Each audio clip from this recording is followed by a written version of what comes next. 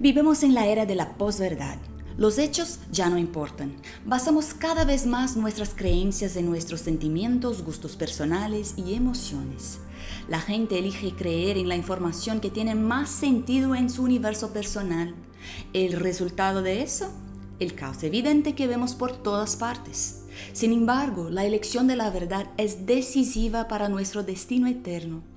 Se acerca el día en el que el mayor error aparecerá lo más creíble posible a nuestros ojos, oídos y sentimientos.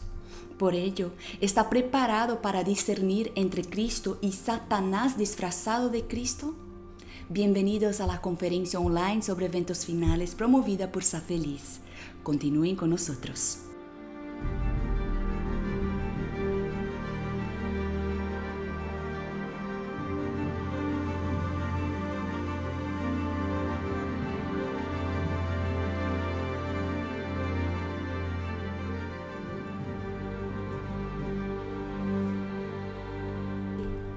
El evento del que vamos a hablar ocurre justo antes del regreso de Jesús y simula la segunda venida de Jesús.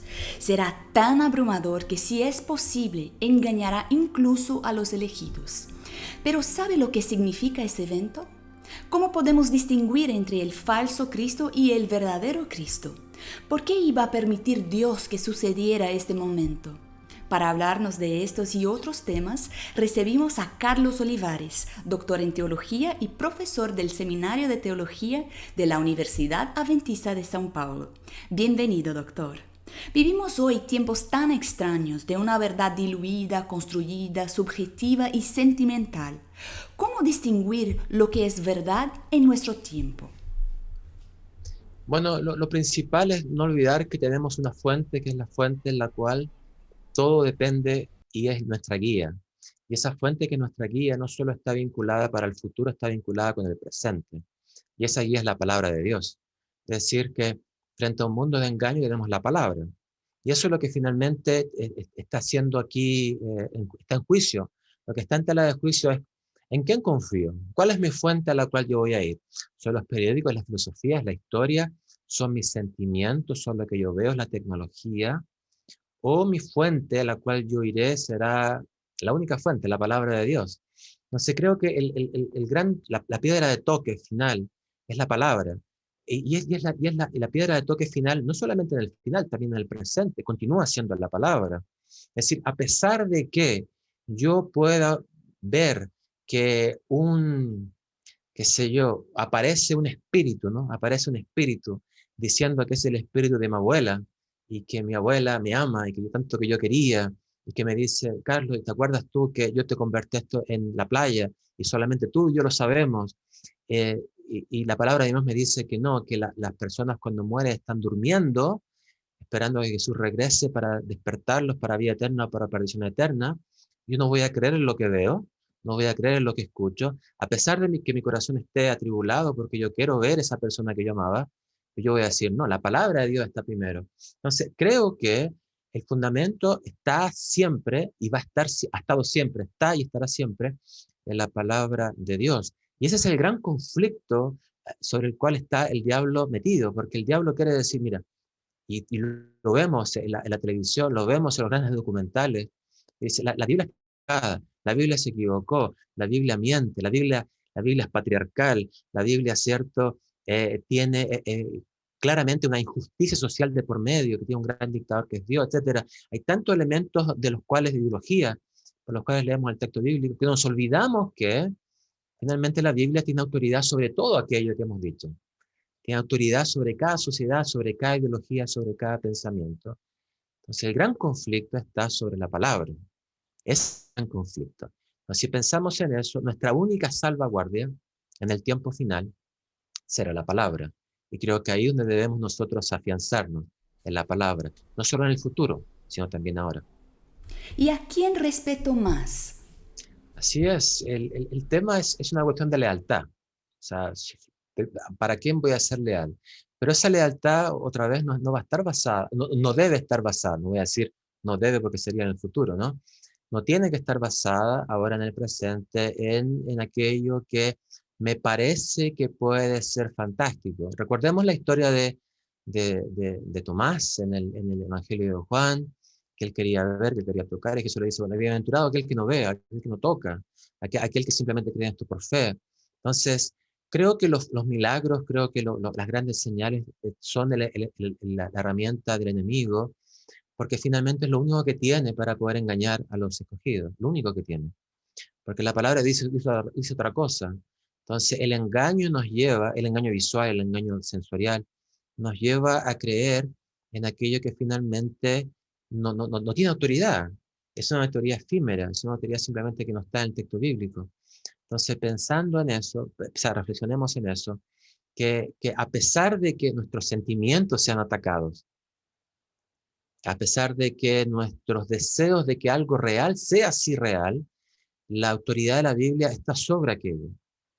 Entonces, y esa autoridad de la Biblia es la que debe mandar, no solamente en ese tiempo final, debe mandar también ahora en el presente. El presente es aquel que debe tener la autoridad. Yo creo que eso, el presente del texto bíblico me refiero, es lo que debe tener la autoridad. ¿Qué dicen la Biblia y Elena White acerca de la personificación de Cristo por Satanás en la segunda venida? Bueno, lo que nos dice la Biblia es que en el fin del tiempo se levantará un falso Cristo. Nos dice que a través de la historia, nos dice Jesucristo en el sermón del Monte de los Olivos, nos dice que se levantarán falsos cristos a través de la historia, pero después en el fin del tiempo se levantará un Cristo. Es decir, habla en términos plurales y después habla en términos singulares. Es decir, a través de la historia podemos verlo, no solo leer simplemente Flavio Josefo y otros autores, nos encontramos con que incluso ya en el primer siglo existían falsos cristos, pero en el fin del tiempo existirá un falso Cristo. Y ese falso Cristo se deduce del texto bíblico, cuando el texto bíblico dice que Jesucristo dice, incluso, no vayáis incluso para el desierto o para los cuartos, ¿no? O dentro del cuarto, etcétera. ¿Por qué? Porque ese es el falso Cristo. No crean eso. Entonces, el contexto es un contexto final. No sabemos específicamente cuándo, de manera específica, eso ocurrirá, pero lo que sí podemos decir que eso aún no ocurre, que eso no ocurre, por causa de que Elena de White también nos habla acerca de que en el fin del tiempo, cuando este Cristo aparezca, este falso Cristo aparezca, Satanás hace pasar por Cristo, él realizará milagros, será una persona, entonces no son varias personas, aparecer en varios lugares del mundo, imitando la omnipresencia de Dios. Entonces, esta multipresencia artificial, podríamos llamar, ¿no? Que aparece en diferentes lugares del mundo, no estaría de algún modo u otro contrarrestando la verdadera venida de Jesucristo. ¿Okay? Entonces, cuando él venga, aparecerá en varios lugares, tendrá una voz melodiosa, hará grandes milagros, pero eso ocurrirá en el fin del tiempo, porque eso aún no ocurre, porque la evidencia no nos lleva a pensar de que eso ya ocurrió o está ocurriendo, sino que la verdad es que dentro del contexto de la Elena de White, dentro del contexto del Nuevo Testamento, podemos decir que eso ocurrirá en el futuro. ¿Por qué permitirá Dios que suceda esto? Bueno, Dios permite eso porque Dios nos da a decidir por nosotros mismos.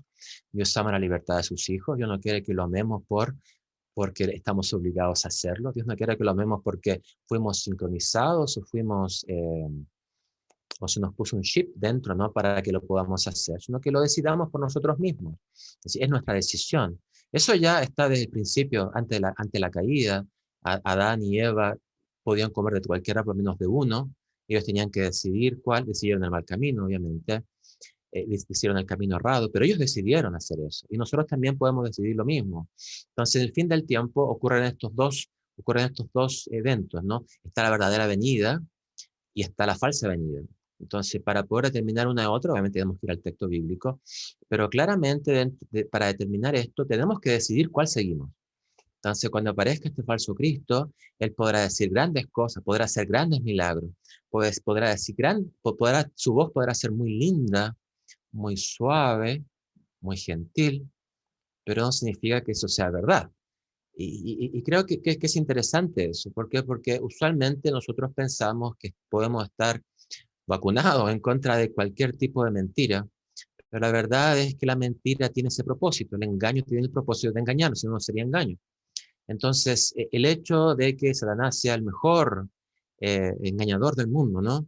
Nos lleva a pensar de que él usará las mejores estrategias. Las mejores estrategias tienen que ver con los sentimientos, tienen que ver con lo que veo, tienen que ver con lo que siento. Entonces, este mundo está saturado de aquello. O sea, ¿quién puede decir, yo creo que la Biblia dice esto, pero yo siento que, claro, bueno, ¿qué tiene más autoridad, la Biblia o tus sentimientos? Y creo que hemos llegado a un momento en la historia de este mundo donde los sentimientos, lo que vemos, lo que experimentamos, lo que sentimos, lo que tocamos, tiene más poder y tiene más fuerza que aquello que la palabra de Dios reclama o nos dice que tenemos que hacer. Entonces, frente a eso, el engaño está dado en eso y por esa razón Dios permite que cada uno decida. Es decir, ¿qué es más importante? ¿Tú lo que piensas, lo que sientes? ¿O es más importante lo que la palabra de Dios dice? Entonces, creo que ahí está el gran conflicto en el corazón de cada ser humano. ¿Y cuándo ocurrirá este gran engaño? Hay dos opciones, ¿no? Hay una de entender que el enemigo que se hace pasar por Cristo aparece después del cierre de la puerta de gracia, ¿ok? Y otros dicen que aparece antes. Entonces, si aparece después y dice que va a engañar a las naciones, etcétera, no tendría sentido porque el engaño no la virtud, el engaño tiene el objetivo de poder engañar a las personas para desviarlas de un camino. Pero si ya están desviadas, entonces no tendría sentido. Entonces, por eso otro grupo dice que no, que en realidad el enemigo va a aparecer como Cristo antes del cierre de la puerta de gracia. ¿Por qué? Porque de esa manera él está mostrando de que todavía las personas pueden decidir para bien o para mal. El engaño todavía tiene sentido. Entonces, si es así, quiere decir que el remanente está predicando un evangelio que es un contramensaje. Es decir, todo lo que el enemigo habla, él dice algo en contra. Adora a Dios, donde recibas la marca, etc. Entonces, en otras palabras, el remanente podría entrar en un conflicto con aquello que el enemigo está diciendo.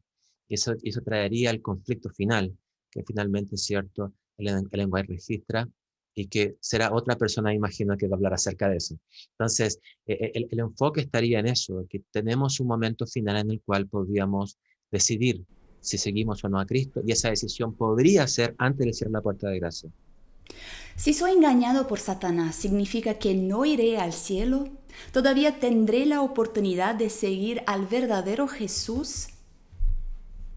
Y bueno, si tenemos dos fuentes, ¿no? Tenemos una que nos dice una cosa, otra que nos dice otra. Una tengo salvación, en la otra tengo perdición.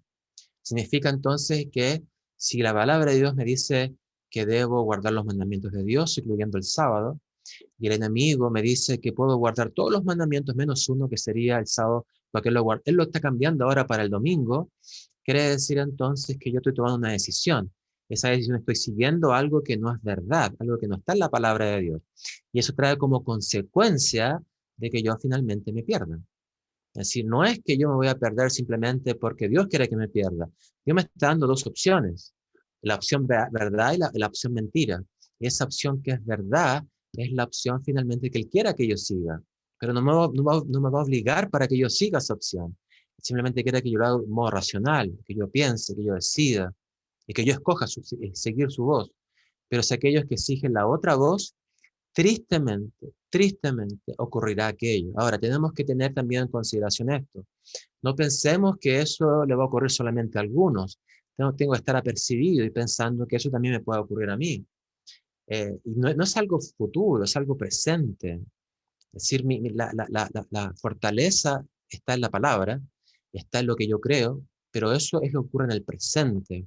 Entonces, no debo pensar que simplemente porque no ocurre en el presente, porque en el presente ocurre, va a ocurrir directamente en el futuro. Sin embargo, aquello que ocurre en el presente ya es un reflejo de lo que ocurrirá en el futuro. ¿Por qué? Porque ya estoy caminando en los caminos del Señor. Pero si yo ahora comienzo a dudar de Él y comienzo a fallar, tristemente, y esto es muy dramático, ¿no? Tristemente en el futuro también fallaré. Si fallo ahora, fallaré en el futuro. No. O sea, es una cuestión de reflejo, ¿no? Es una cuestión de causa y efecto. Entonces creo que el llamado no es solamente a pensar que en el futuro seré fiel, el llamado es a pensar ahora en el presente soy fiel, para que en el futuro también lo sea. No debemos solamente pensar que el futuro es importante. Por eso es que Jesucristo se enfoca tanto en decir, el día y la hora nadie lo sabe. porque el tema está en que siempre tenemos que estar preparados. ¿Qué mensaje me da Dios hoy a través del engaño futuro de Satanás?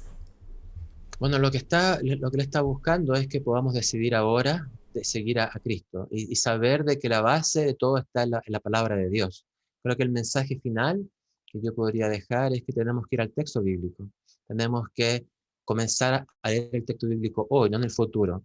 Tener tiempo para leer el texto bíblico, tener tiempo para estudiar, tener tiempo para orar, para que nuestro relacionamiento con Dios sea un relacionamiento natural, no simplemente una cuestión de imposición, de decir, wow, si no sigo esta opción me voy a perder, y si sigo esta me salvo.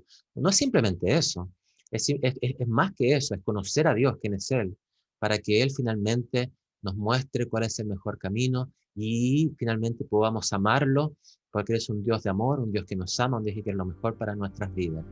Entonces creo que el llamado es para cambiar hoy. Muchas gracias, doctor Olivares, por recordarnos una vez más que las decisiones que tomamos hoy son decisivas para nuestras creencias y acciones futuras. Todavía hay tiempo para pedirle a Dios que transforme a nuestro corazón y nos dé amor por la verdad y el deseo de conocer a Jesucristo, nuestro Salvador. Gracias por acompañarnos y hasta la próxima.